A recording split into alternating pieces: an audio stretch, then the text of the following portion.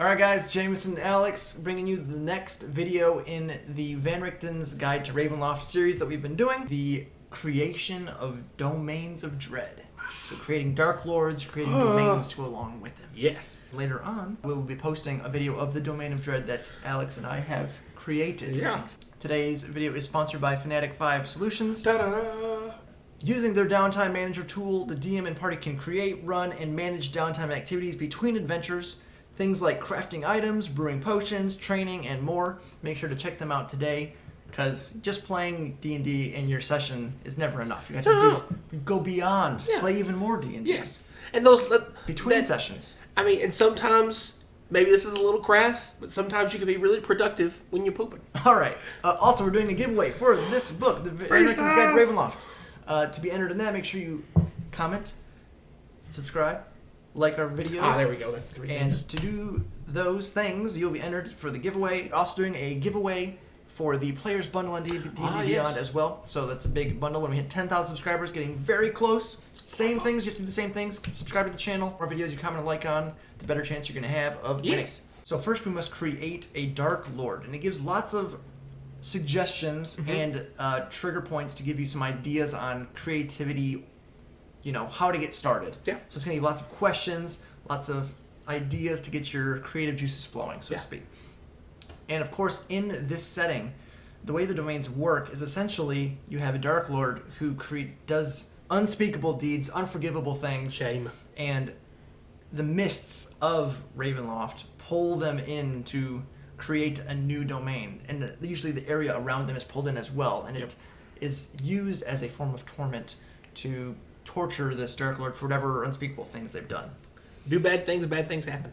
Yes. So to start off, we're creating a Darklord. It gives lots of suggestions on possibly sinister reflections, picking a Darklord's memories, desires, mistakes, and evil deeds shaped to twist the domain around them and its inhabitants and features. When creating the Darklord too, you have to think about if you're going to be making this a primary place in the setting to factor in your characters in the campaign as well. So maybe when you're trying to do this from the beginning, if it's starting the campaign off in this Domain of Dread, then make sure you try to figure out what your players are playing, the characters that they're playing, to try to find something that could be almost like an antithesis to whatever the character party is going to be. If you've been already playing the campaign, you're going to have them go to this domain, then you would already have an idea for that kind of thing as well. So it gives the idea of having the Darklord be like an evil reflection of the party. Essentially, it can be a very good starting point to think about that as well. The past life of the Darklord, right? Because if you just have a big bad scary guy with no backstory, it can be very flat. It's shallow. Yeah, you're not going to have a whole lot of interest maybe in the creature or the story that's driving what your campaign is built on. Like, why is he interested in this? What did he do? What's his motivation? Exactly. So the absolute stereotypical theater bit there, So some of the questions it asks when talking about the past life, things like, where was the Darklord before the mist pulled him in? Yep. Who was their family? How was the Darklord's family oppressed or oppressive or both? So yeah, maybe he was the one who was the victim at first, but then they became the victimizer. Yes. So you have to think about these kinds of things because it's going to give, again, as I said, the motivation for why they became the way they did. What was their childhood like?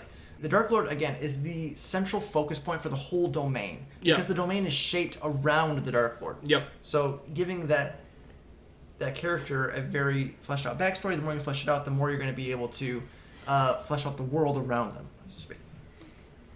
So then we get into the wicked personality side of things, where it talks about actually coming up with ideals, bonds, flaws, as you would with a regular character. And it has some tables and things for fatal flaws. Maybe they're always right, and whoever doesn't agree with them, they cut out of their life. Like it has to be very severe for them to, again, they have to do something, and as the next section says, is corrupt beyond redemption. They have to do something that's going to push them beyond the brink. And having certain ideals that get pushed to the limits, or bonds or flaws that get pushed to the limits, can help be the factors that stumble them over the edge. Think like Breaking Bad. You have Walter White.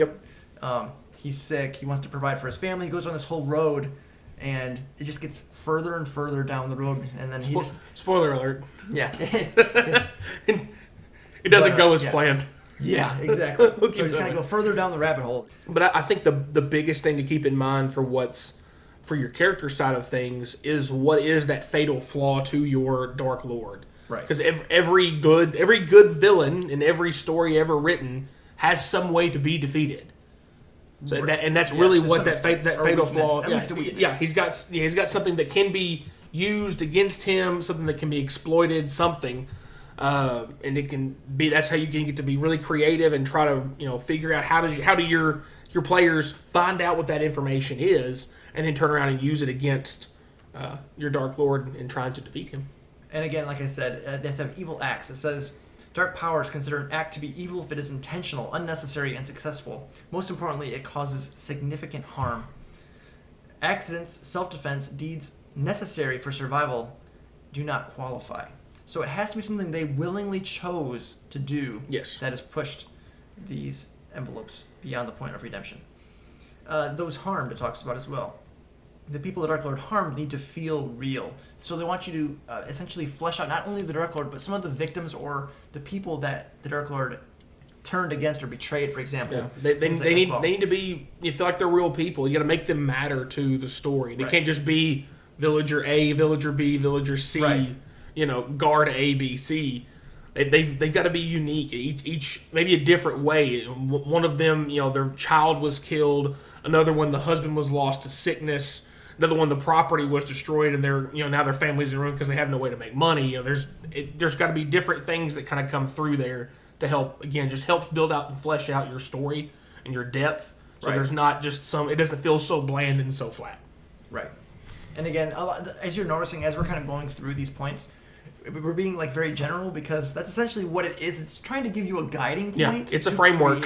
It's basically giving you ideas and concepts to help you flesh out a character, essentially.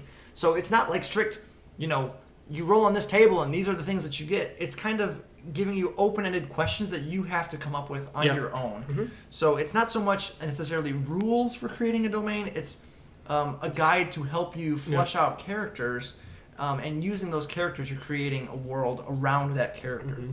They are irredeemable. It says, with the Dark Lords, once they're pulled in, they're past the point of no return, where beforehand they may have been able to atone, but once they have been pulled in and become a Dark Lord, their fate is sealed. It's too late.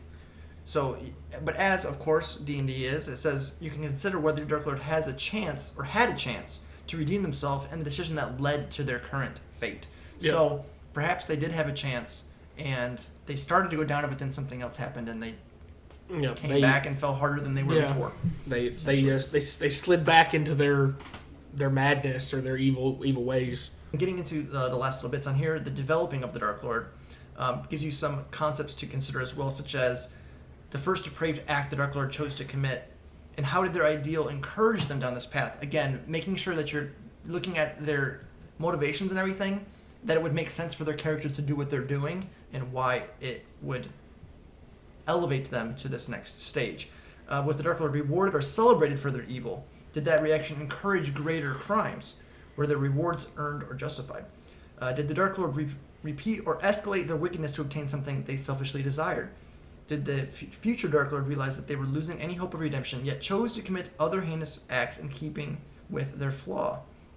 So, again, just going down you're trying now, at this point, you're kind of think why they're doing these things, and why it would make sense for them to do these things. Because, again, if you just have hollow villains, you're not going to have the connection with your characters as much. If they can find a reason to say, maybe why, maybe you leave clues, maybe you have, someone he betrayed, you find their journal somewhere around the line and has their name in it, it makes it more personable, and maybe they have their, he fell down this path and I was trying to save him, maybe tomorrow I can try again or something, and then that's the last entry in the journal, because he killed him the next day, so you can leave little trails for this as well to flesh out the characters. And then, of course, it has monstrous transformations. Some of the Dark Lords, it talks about how they can take on a monstrous form, essentially. Maybe they become some other greater thing, like a monster, or they're transformed forever into a bear or something. Who knows? Whatever you want to go along the lines of, it can have that as well. So it's something you can consider as well. And then the actual birth of the Dark Lord. They're pulled into the mists upon the completion of their greatest irredeemable act. The mists drag them and perhaps the lands around them as well into the domains of dread. At this point, you should have an idea of who your Dark Lord is, what they did, what form their evil takes, and how they came to the attention of the Dark Powers. Flesh out these details, referring back to how the Dark Lord reflects your players' characters, and this section on creating NPCs and the DMG if you desire. Yes. So that's just the Dark Lord part of this. Yep. All just to get your main big bad to then, create your area, your region, your world around around his domain. See what I did there? Mm-hmm. So starting off, it talks about the Dark Lord's shadow. A Dark Lord lurks at the heart of every domain of dread. Everything in the realm is inspired by or personalized to them in some way. Some domains might be dismal ruins reflective of past glories. Others might be cheery realms where the Dark Lord is forever an outsider. And still others might embody everything a Dark Lord once strove for and be awful nothingness. So he's gotten everything he ever wanted, and he's still not happy, or it's driven him mad because there's some side effect of what he's gone after. Yeah, he seeked utopia, and now it's what he wanted it to be, but it's still not. It's still terrible. Yeah, after. yeah. He sees the flaws in his original plan. Now that he's it's too late now. Yeah, it's too late. So it talks about consider selecting the best complement to the player's characters that don't conflict with any boundaries discussed in your group session 0. That's something else that's not mentioned enough. Having a group session 0 start on a new campaign, so everybody can kind of flesh out. Here's what I'm thinking for my character. Mm-hmm. Here's kind of the basis the campaign's going to be around. I think that's a helpful thing because if maybe your character, somebody's thinking about their backstory and they're a seafaring, merchant, but the world you're thinking of has got like no ocean water or anything like it at all. It would makes sense if you kind of work that way around it or try to figure out a way to help each other, maybe make a middle ground. So it helps make sense in terms of that. Some of the questions you might want to consider here: for each evil act, imagine the scene where it took place and answer the following questions. So again, guides of questions to help build that image, create that picture to help really get your players into that setting. How does the act sound like from a distance? Or to someone in the next room? How does the act or its consequences smell? What shapes and symbols, decorations stand out? Who is there? How are they breathing? Where does this take place? And these, a lot of these are simple questions. You think, well, that's straightforward, but sometimes you don't think about all these because somebody would be doing these and they think of those first 5 or 6 things. Like, okay, yeah. Then they'll read, question number 8. You're like, oh, I didn't think about that. Right. And just they're all things to help you guide things through. Yeah, exactly. And you might have some of these things come back too in the domain itself, like maybe like the smell, maybe like there was some kind of poison that he used to poison an ally to betray him, and maybe there's just this like rancid smell that's just throughout the whole domain. That's because of that. Yeah. So you can pull things in. And then you can use that as a further weapon. It's like the stronger that smell gets, maybe the nearer the Dark Lord is, because maybe he's known to roam the domain on occasion, and you're not ready to actually confront him yet. Yeah. So you start smelling that smell strongly, you've got to hide or you've got to distract him or get away until you're ready to actually confront him. Yes. The next section it brings up is endless torment. In every domain, instruments of suffering from the Dark Lord's past ensure their greatest desire remains in view, but ever out of reach. Like we talked about, your Dark Lord has always had a desire for a utopia, and now his original plan, he's done it. He's created what he originally considered a utopia, but now it's not how it didn't turn out like he thought it would. Right. And now he's like, it's here, but it's not right, and it just drives somebody mad. Yes. It talks, other factors it lists in there: deathless returns. Those who die in a domain return reincarnated, fated to repeat a version of their former lives. Last gasp: an impending threat is on the cusp of overwhelming the Dark Lord in their domain. They can never look away as they are endlessly assaulted by cascading catastrophes ever stemming from past choices. These are just again different suggestions for things that have your Dark Lord uneasy, anxious, nervous. What makes him not be able to settle and feel like he's accomplished his task. He's still always working, always scheming, trying to complete it, even though it may have been done. But everything's still not right. It continues on more with the domain, looking at the actual domain overview itself, suggesting maybe pointing out some places of interest, potentially, fleshing out how the actual culture takes place as well after that. And it also explains too with the domain, for the people inside that live in the domain, perhaps they need to rationalize and normalize. Like there could be this weird stench, or maybe there's just weird creatures wandering around, but the people living there, to them it's normal. So you have to like maybe explain reason why these things are normal to them. Like, they live with it long enough, and now they're just going, oh, okay, fine. Yeah, or they don't see the monsters; they see them as something else. Like they're just regular cats, not these 25-foot tall demon cats. Yeah, so there's something else to think about as well. And then cultural specifics. It's like, what does the culture fear? Consider taboo.